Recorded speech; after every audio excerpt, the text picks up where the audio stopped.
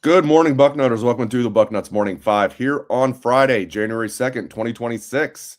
I am Dave Biddle. Very happy joined by Jonah Booker. We're both in different locales today. Well, I'm actually at the same locale, just in a different part of my house because we're getting a furnace put in.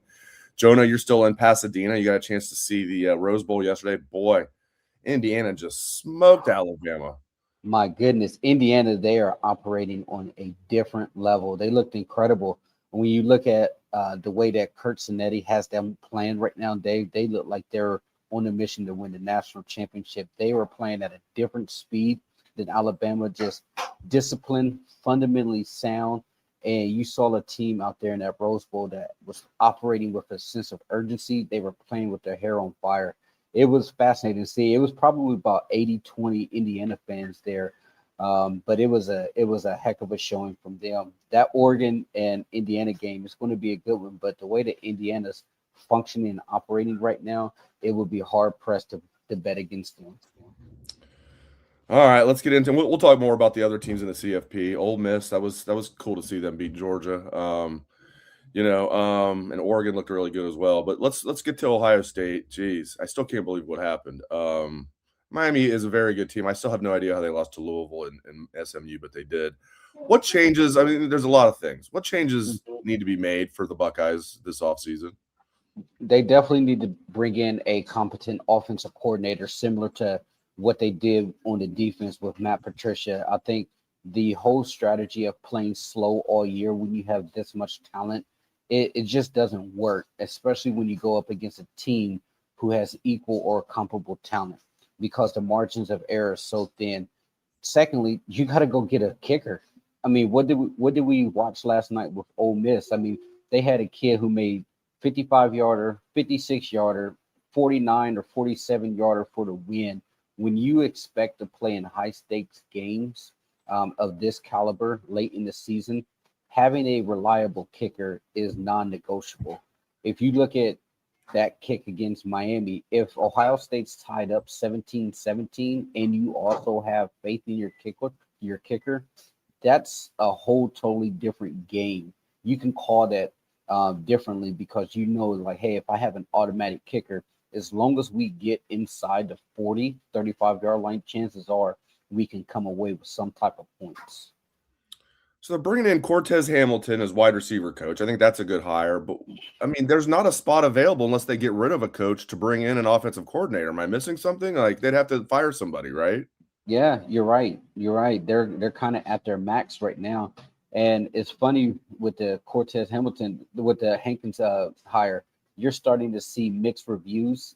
Some people thinks that it's going to be a major step back. The one thing that caught my eye, it was an SEC guy, and always take what the SEC people say with a grain of salt.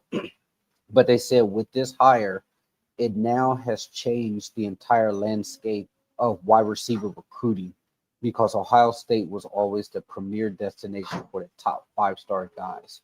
Now, with this hire, the guy coming over from LSU who didn't retain him, Lane Kiffin didn't retain him, didn't, excuse me, didn't get retained at his other positions. They're saying now this guy is nowhere close to being the recruiter that Brian Hartline is.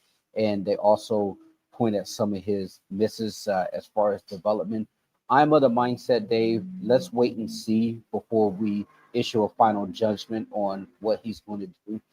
I just think that he has an opportunity to mesh into this system. And if he can still maintain a high level of recruiting, I think he'd be all right. But I'm of the mindset, let's give it a moment. Let's see what he does before we pass judgment on him. Yeah, I really want to see them bring in, like you said, an offensive coordinator from the outside, but I don't know like what Ryan Day's going to do because I don't think he wants to fire any of the guys that are still there. I don't know, and I don't want him to promote from within to offensive coordinator. I don't know what he's going to do there, but they got to Yeah, find something out. And as for, I agree with kicker. They did bring in Jackson Corville from Ball State. I imagine he'll be the kicker, but the fact that he didn't beat out Jaden Fielding is, I don't know, doesn't give me a ton of confidence. But I wasn't there watching it, so I don't know. Maybe we'll see. But somebody's I, saying, I think you're wrong, Dave. They can hire an additional coach to be OC. He just can't recruit. That would be an analyst, though, right? That wouldn't be like a full yeah. time coach. Right. I Yeah. don't think the NCAA has put the rule in place to where you can have unlimited coaches like out recruiting and as far as like calling the games. I don't know, man. They changed the rules so much, but if we're thinking about the older rules, it will have to be one or the other. It will have to be either they have to get rid of Keenan Bailey and the new coach will be an offensive coordinator and a tight end coach, or they have to get rid of Billy Fessler and the new offensive coordinator is going to be a quarterback coach and offensive coordinator. That's the only way that I see it, because can you have an offensive coordinator being an analyst and only calling games in the booth? I mean, I think it would be the first time, right? Yeah, I don't know. I don't think that's what they're gonna. And maybe they can. Do we even have rules in college football anymore? I don't know if we do, but yeah, I know it. That's regardless. what makes it so tricky, because you don't know. I mean, the rules change like every month in college football regarding staffing and players. So you're like, okay, this used to be the rule, and you're thinking logically about that, but who knows? They could have changed it yesterday. Speaking of yesterday, a lot of guys entered their name in the portal. Portal opens today, actually, so I guess they intended to enter their name in the portal as of yesterday. No surprises. James Peoples being the latest one, but we'll look at some of the other guys that have gone there. Like Jelani Thurman is transferring, Demarion Witten's transferring, Logan George is transferring, Sam Dixon, formerly Sam Dixon Williams Dixon is transferring, Jelani Thurman. Bryce West, CJ Hicks, Lincoln Keenholtz, all these guys. We already knew Bryson Rogers. No surprise, but of any of those guys, but a lot of guys hitting the portal from Ohio State. I think Bryce West is probably the most surprising one to me, Dave, because when you look at him with Styles leaving, he has an opportunity to play in the slot. And here's the other thing. I would absolutely open up that competition. I would have opened up that competition with Bryce West and the other cornerbacks, because I don't think the other cornerbacks played just, all of this world to say, hey, if we need 3-4 cornerbacks, I think Bryce West is just as good as a lot of these other guys if he's given the opportunity. So I'm a little surprised about that. Yeah, I guess Bryce West is a bit of a surprise. Especially being a Glenville kid. I mean, I know Demarion Witten's a Glenville kid as well, but yeah, I always liked Bryce West. That was a bit of a surprise. Good call. All right, we look at it. So, geez, it just feels like Ohio State just blew an opportunity when you look at these, look at the semifinals. It's not, as somebody said and it's not just that they blew an opportunity to win the national championship. They just didn't look prepared at all the last two games. They were outcoached and outplayed against Indiana, and then outcoached and outplayed against Miami. Yeah. I mean, I feel like once again, we look back at Ohio State and all the talent. And then this was a golden opportunity to really put them on the talk of a potential dynasty. You win that Big Ten championship, you're going to steamroll Alabama. And then you get Oregon in the semifinals. You win against Miami. Now you have Ole Miss out in Phoenix. And you're probably talking about Ohio State will go into that game, 6.5, maybe 7-point favorites. And that would, Ole Miss, they have a baller at quarterback, make no mistake about it. But you would love the opportunity to have a one-game scenario against Ole Miss to go play for a national championship. It's just, it's frustrating because we all see how much talent is on this team. But at the same time, you don't see that talent being maximized. When you have a Ferrari and Lamborghini type of offense with 2 first-round wide receivers, I don't care about the wear and tear on 18 and 19-year-old kids. Going slow does the complete opposite of what this team was built on, the foundation of it. This is a team with this much talent that, hey, you get up in everybody's face, you make them earn everything. I feel like whenever they're going slow and conservative, they're letting the other team off the hook, Dave. And like you and I have talked many times, it's very frustrating to me that Ohio State's quarterbacks typically are no threat to run. Now, Will Howard was the exception to that rule. Justin Fields was. But basically, during the Ryan Day era, the quarterbacks don't run. I've always used Joe Burrow as my example. I don't need somebody to go out there and be Josh Allen or Lamar Jackson. but they got to be like at least Joe Burrow. They got to get me a first down or two cheap with their legs. I think now my go-to example when I'm talking about Ohio State's going to be Carson Beck. I still can't believe Carson freaking Beck was picking up like cheap first downs and getting yards with his legs. And you don't need to do it a lot. You do it 2 or 3 times. That's huge. Julian Sand does it 0 times. He did it a couple times during the year, so we know he can do it. I put that on Ryan Day, though, and the coaching staff. It's almost like they coach it out of the quarterback instead of coaching it in him. Like, hey, go get the first down. And as you mentioned, before we went on the air, every other winning quarterback, every quarterback who's won in the CFP so far can move the chains with their legs at times, even Carson freaking Beck. And I'm getting fired up just thinking about it. I don't know why Ryan Day does not value the quarterback run, especially after what we saw happen last year. Will Howard was such a threat. Pick up first downs, touchdowns. I don't get it, man. Yeah, it's one of those things to where when you watch every other quarterback who's moving on to the semifinal, they are able and capable of making a play that's off script, where it doesn't have to be proper structure.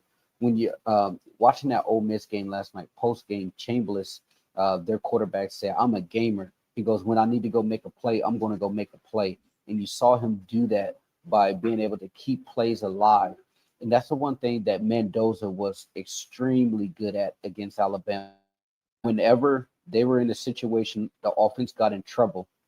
Instead of panicking and just chucking it, you had a situation to where he would just move the chains, Dave. He would get them out of trouble, keep the offense on schedule, and then staying drives. So I'm looking at this situation to where Ohio State is in the complete opposite realm of these quarterbacks, to where they're not having their quarterbacks run, and it is costing this program big time. Like, how many hidden yards was in there with Julian Sand, to where instead of it being a 3rd and 9, a 3rd and 3 and 3rd and 2, you can open up the playbook and it's much more manageable. And that's the difference that we saw from Mendoza and Chambliss and Beck and Oregon's quarterback. All of those guys, they would pull it and run. Like, at some point, Julian Sand needs to grow some hair on his chin and say, "Hey, I got that dog in me. I need to go make a play. I don't care if Ryan Day telling me not to run. If I see open grass 20 and there's not a defender within 25 yards, I'm going to go get it." Especially in those gotta have it moments where it's crunch time in the 4th and we need you to make a play and you're just going to chuck it out of bounds and we just settle for a punt as opposed to going to go get it. That's the most frustrating part. Yeah, and then you watch other teams just do it all the time. I mean, it's just part of football. I just don't understand why you'd want to put yourself at a disadvantage numbers wise. Tyler Bowen, let's talk about him. Maybe that could be the situation if you want to bring in an offensive coordinator and have him recruit, not just be an analyst. I don't know what Tyler Bowen does. He's a really nice guy. Seems like he's a decent recruiter, but the offensive line did not play well at all. He's the run game coordinator. They were not prepared at all on the offensive line. Now, very good Miami front, no doubt about it. Give those guys their props for sure. But that could be an opening right there. I don't know if Ryan Day wants to fire Tyler Bowen after 1 year, but that could be an opening right there. Yeah, I would have to go back and look, Dave, but I wouldn't be shocked if you're talking about they invested maybe $5 million on coaching on the offensive line when you look at what they're, and then the other 2 offensive line coaches, because so they had 3. So anybody who's working at Ohio State, they're getting 6 figures. So I wouldn't be surprised if they're paying $4 to $5 million in salaries to offensive line coaches, and that's the product that they roll out there. He had a bad year, and as much as gripe as we had for Justin Fry last year, the one thing you can hang your hat on with Justin Fry, that offensive line got better down the stretch. This offensive line this year got worse, and it's surprising to see because we were thinking it's like, hey, they haven't played a lot of snaps. The big talking point all year was because they moved so slow during the season, the other teams had an extra 1 to 2 games of reps under their belts. And so this Ohio State offensive line and team should be fresh. And lo and behold, they go out there and they just take major steps back. And now it's a tough pill to swallow, Dave, because Ohio State fans and a lot of the naysayers were saying, "Well, you guys didn't play anybody. You were beating up on cupcakes. You haven't seen a front that was as physical and as athletic as Miami." What were they saying? You struggled against Indiana. You struggled against Texas. You steamrolled everybody else because you were more talented than them. It's a tough pill to swallow going into the off season, but you have to look at them and say, "Hey, they were correct in that instance." No doubt about it. And another thing, man, Ohio State could not have done a better job in the portal in 2024. Bringing in Caleb Downs and Quinshawn and Will Howard and Julian Sand, technically a transfer, with Will Kazmarek. They just did such a great job in the portal in 2024. Last year, not so much. I mean, Max Clare was pretty good, but wasn't the difference maker we thought he'd be. And they didn't really get anybody else that was an impact player. You can't whiff on the portal like that in this day and age. Yeah, I mean that's when you look at the amount of players that they're losing right now, they need to definitely plug a lot of holes going into next year. I mean, all bets are off with that offensive line. I don't care who comes back. If there's elite guys in the portal that you think can strengthen this offensive line, go get them. Corey Parrish, the safety out of Minnesota, who they love, who almost was a Buckeye, all Big Ten guy. Don't be cheap.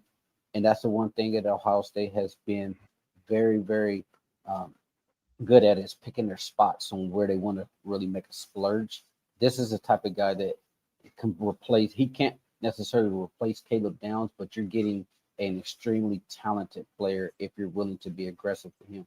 Chaz Coleman, I think they'll get good news in the next day or two about him being a Buckeye. So that right there is a really good pickup. But they definitely have a lot of holes to fill. You got to be able to get at least 1 to 2 more pass rushers, even if you land Chaz Coleman in the next few days. Who are some guys that you are concerned maybe that might transfer away? Because I think maybe most of the guys now, we'll find out later today. I think if a guy doesn't announce today he's in the portal, he's probably going to stay at Ohio State. So I think most of the guys that are going to enter the portal have already done so. But is there a guy or two that you're like, ooh, I hope we don't lose him? I don't think so. I don't think so. The one probably that I might be a hope stays around is Aaron Scott, because if you look at Aaron Scott, I think he has an extremely high ceiling. Devin Sanchez played over him. You're going to have Jermaine back next year. You already lost Wes, so Aaron Scott is one that I would say make sure you take care of him, because you cannot afford to lose him at all. At that point, if you lose Aaron Scott, because they've taken so few true corners over the last couple of cycles, that right there would be a sound for an emergency call, because you're like, hey, we are extremely thin at defensive back, and we're going to have to rely on Sanchez and Jermaine Matthew to play a lot. And you're probably going to have I would say Aaron Scott might be your starting nickel if he sticks around. So that's why I say he's the one to keep an eye on. Yeah, that's a good one right there. We have some people wondering, I hope JJ doesn't leave. JJ's not going to transfer. He's got 1 year left. He's being very well taken care of. He likes playing with Julian Sand. JJ's not going anywhere. All right, man. I know you got to get on the road. By the way, your backdrop does look good. You can see the sunrise there in Pasadena. Like it's looking nice back there. So I know you got to get on the road. We're going to close up shop, make this a kind of quick version of the Bucknuts Morning 5. We'll be back with you guys on Monday. J-Book, thank you, sir. All right. I'll talk to you later. All right, bud. Thank you. You too. He's got to get back on the road, guys. He's got his family with him. He bought the tickets thinking Ohio State would be there, and then tried to sell the Rose Bowl tickets. There's not a big market for that, apparently. And so he just took the family and went to the Rose Bowl and saw the Big Ten champs. I almost hate to say that. Indiana just smoke Alabama. That's cool. I mean, good for Indiana. If one of those teams is going to smoke the other ones, I'm glad it went that way. I'm glad Indiana embarrassed Alabama and not the other way around. So, yeah, as Devin Sanchez's mom, Dee Sanchez, is saying, the team did return. I believe that they came back yesterday. Yeah, they typically the day after the game will come back. So we'll see, guys. We'll see. I don't know. I mean, it's one of those things where I was ticked off during the game. Of course, I'm still, you get that sour taste in your mouth. It's probably because they won the national title last year and they beat Michigan this year. I'm probably not as ticked as I normally would be, but It still hurts. It still hurts, but I still believe in Ryan Day. I haven't seen anybody saying, okay, Ryan Day needs to be fired. So that's good. I mean, I think we could be disappointed, and we certainly are disappointed, but I don't think we need to go nuclear on this. They need to find an offensive coordinator, though, like Jay Book and I were talking about, like a lot of you were talking in the chat. And like, I don't want to sit here and call for people's jobs, but like, you got to bring in an offensive coordinator, and that means someone on the staff would have to be shown the door or moved to an analyst role or something, or demoted. It's just the way it is. You can't just go in. You can't promote from within to offensive coordinator. They need to bring in someone from the outside to be the offensive coordinator.